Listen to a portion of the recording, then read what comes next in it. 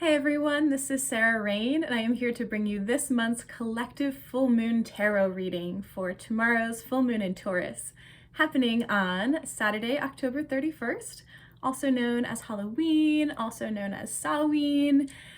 This full moon is also a blue moon, which just means that in this month of October, we've had two full moons, one at the very beginning and one at the very end. And in general, this time of year, right around Halloween, is a really potent time energetically. It's said to be, across many cultures, the time when the veil between our world and the spirit world is the thinnest, where it's possible and easier to have communication with spirit side. And in Mexico they honor the Day of the Dead, which honors their ancestors. And in cultures all around the world, this is a time of remembering, of connecting to spirit, of remembering the lineages of where you come from and your ancestors. And in general, there's just a very active energy in the air right now, active magical energy with Halloween, Day of the Dead, all these different observances of the same kind of energy happening at the same time as our full moon in Taurus. So like I said, it's just intense and potent, and there's a lot of potential for big magic to be done. And of course, it's up to you what kind of magic you do, but just know that if you choose to work with this energy, there's a lot of potential for manifestation, healing, transformation, really, again, just kind of like reaching into the universe, into the energy that is there and that is potent and that is, available to you at this time of year, and shaping and crafting that energy in your magical workings, in your intentions, in your manifestations, in order to move forward in whatever way is calling to you and your highest self right now. So we're in Scorpio season, and we'll be in Scorpio season through mid-late November. And Scorpio is the sign of the scorpion, and it's very much this energy of, most often the energies of like death and sex are associated with Scorpio, meaning that Scorpio likes to, dig under the surface, dig into the darkness, dig into the earth, and really kind of excavate that which normally doesn't see the light of day, that which may be, taboo in our society to talk about, that which, we might be trying to push down under the surface. Scorpio reminds us that, everything that we push down, everything that we ignore, everything that we, may be unpleasant for us to process is still there, is still under the surface of our beings, of our subconscious, of our collective subconscious, of our like actual, literal physical earth. It's still there. And so Scorpio, has a tendency to draw attention to all things, really in the name of truth, in the name of being present with all aspects of this life, no matter how comfortable, uncomfortable, how pleasant, how cute or not these factors may be. So we're in Scorpio, and again, it's this time of death, but of honoring death as a part of our life cycle, as a part of our personal life cycle, our ancestral life cycle, and our collective life cycle on this planet. And you see death reflected in the natural world around you. You see the trees losing their leaves, plants dying, that which was vibrant and green and fragrant, as a flower, breaking down, rotting down, turning into like muck and dirt and stink and all of that, which again is like not super pleasant to look at. All of that then composting down into the earth and feeding the earth and allowing, the soil to become more fertile so that in the spring those plants can spring forth again. And that's the kind of, the macro cycle that we're in right now, the seasonal cycle that we're in. We have our full moon in Taurus, which always, full moon will be the opposite energy, the opposite sign of what the sun is in. So our sun's in Scorpio, our full moon on the 31st is going to be in Taurus. And Taurus is, Scorpio, by the way, is a water sign, but I like to say that it's the fire sign of water signs, because that's what it feels like to me. And Taurus is an earth sign, and it's a deeply, deeply earth sign. And it may, Taurus may have a reputation for being like stubborn, but they're also really strong. And I admire that like strong will of the Taurus. And they're also very much paying attention to and kind of reveling in the pleasures of existing in a physical body on this physical realm. And so we like to say, and we astrology likes to say that Taurus also enjoys sex, pleasure, but in a kind of different energy than Scorpio. But the opposite signs are always going to have overlaps and ways that their tendencies and their energies are complementary or even similar to each other. And Taurus also likes to pay attention to the pleasures of like eating and drinking and chocolate and like soft things and being cozy. And it's the sign of the bull. So if you can imagine a bull and like all of the, the physical attributes and again, that strength that they have, and then you can imagine what we associate with Taurus. And yeah, when I was actually thinking about these two, I was thinking about how what their approaches to truth and kind of like achieving or accomplishing a task are. And Scorpio, if you can imagine a scorpion, it kind of like, flits along like really kind of quickly, kind of like hides between things and kind of like moves in the darkness and in a way that's like pretty calculated. There's thought there, there's maneuvers, and again, like, and always when they're threatened, if they're threatened, they have their scorpion stinger as their self-defense, and they'll use that again with like this kind of like thoughtful, strategic way. Whereas with Taurus, rather, accomplishing a task or just going for something, they move from that place of pure willpower, of like stubborn bullheadedness, of just pushing forward, pushing through with all of their strength, putting all of their might into their momentum in order to barrel through and accomplish something. And so between these two ways of moving in the world, I just invite you to think about like how you can incorporate one or the other, how you can incorporate both, when it might be appropriate to move in a calculated way like a scorpion, and when it might be appropriate to move in a steady and strong and unrelenting way like a Taurus. And I want you to, I'm just going to turn off my incense because it got a little intense.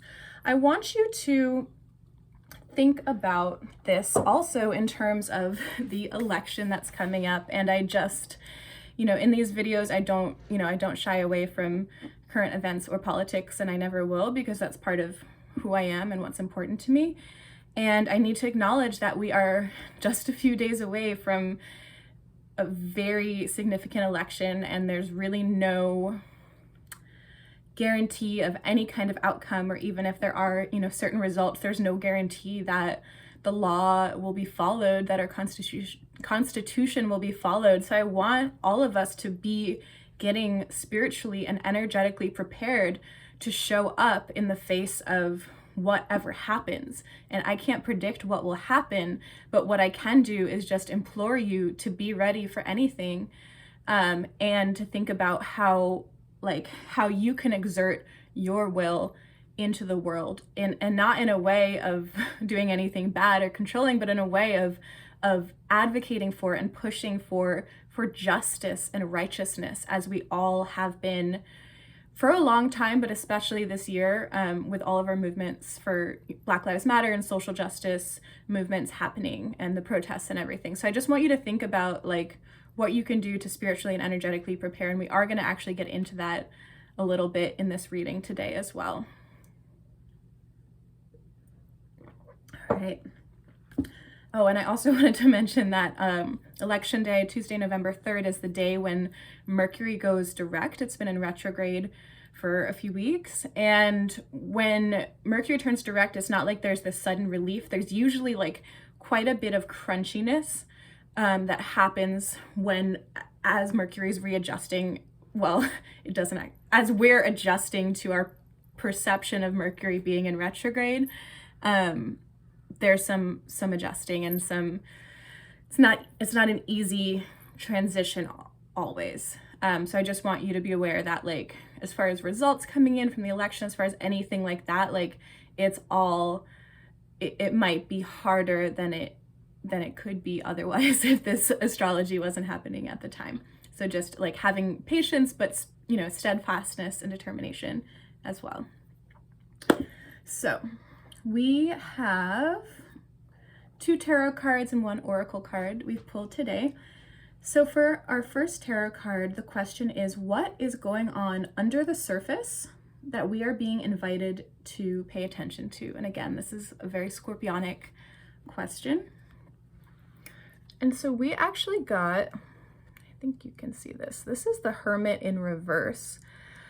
And the Hermit in reverse, so the message that we're getting is our beings, our bodies, our spirits are asking us for a little more time unplugged, a little more time that is for ourselves and only for ourselves, a little more time when we can be quiet and still and allow ourselves to kind of like rest and recuperate. And with this Hermit in reverse, I'm getting the sense that this also has to do with the sensation of being plugged in.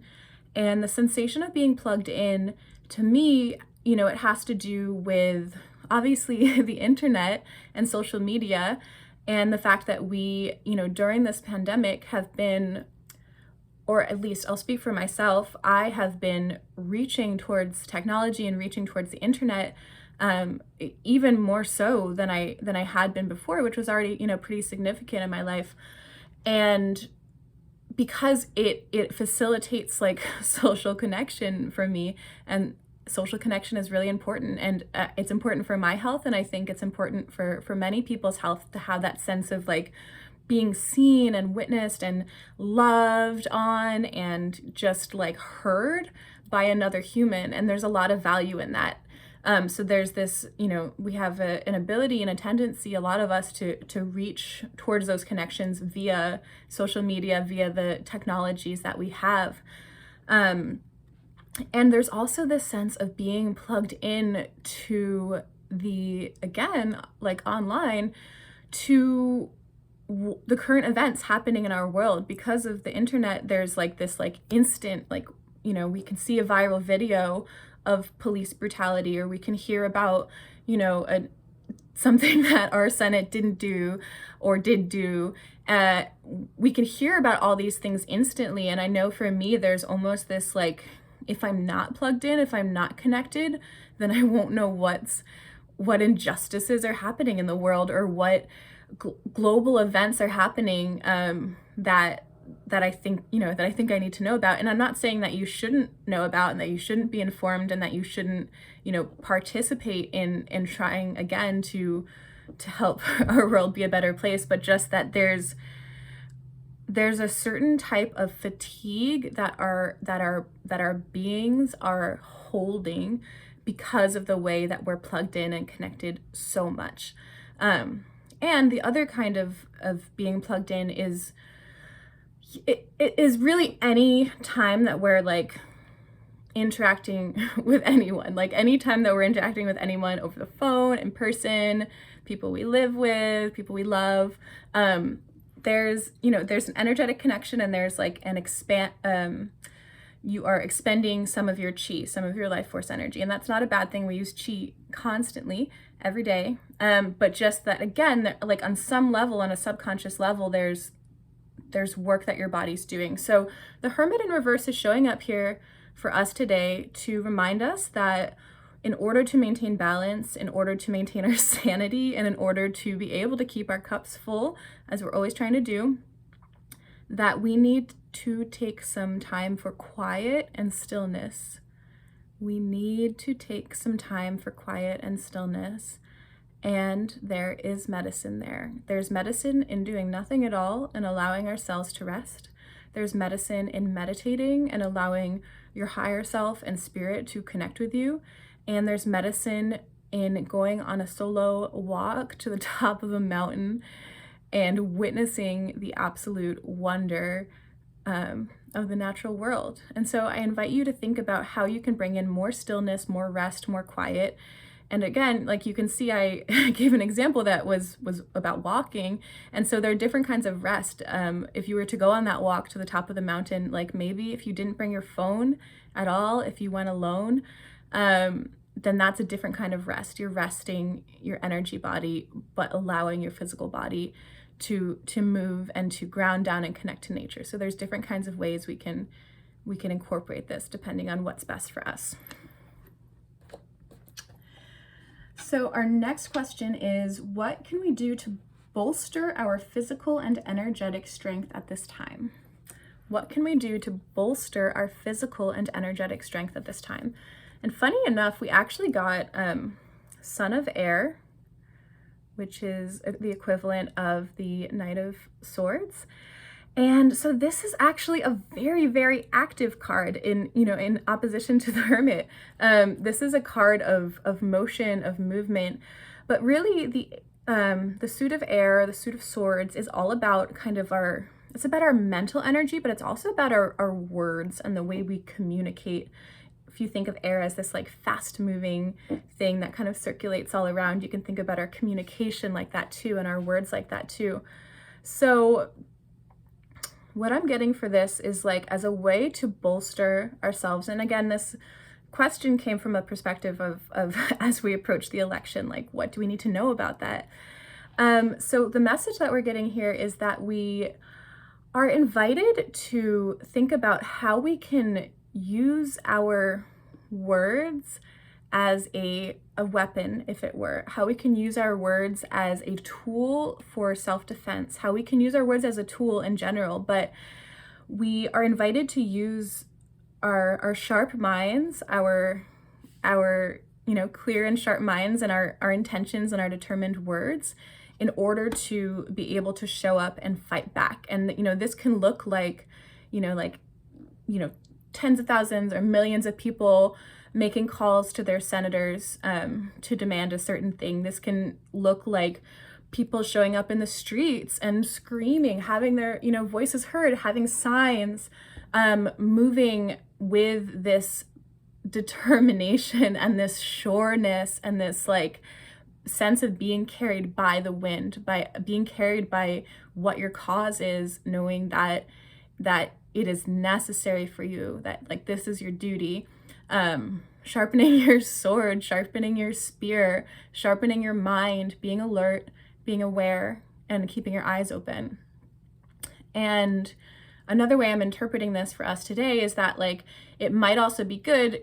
So, at times we rest, at times we go into our hermit state, and at times we move our body. So it might also be good to move your body like literally in a way, like doing some cardio, doing some running, doing some cycling, maybe some active yoga, but like moving your body physically in a way that gets your heart rate up and that allows some of this anxiety and some of these stuck emotions to actually be able to move through your energy system. Because our energy and our connection to spirit and all that, like it flows through our physical body. So we can't just be spiritually aligned without being physically aligned and aware as well. So there's also an invitation here, like if you're feeling stuck, if you're feeling hopeless, if you're feeling like this like yucky, icky feeling, to move your body physically in a way that will get your heart up, get your blood pumping, circulating, and hopefully moving some of those feelings.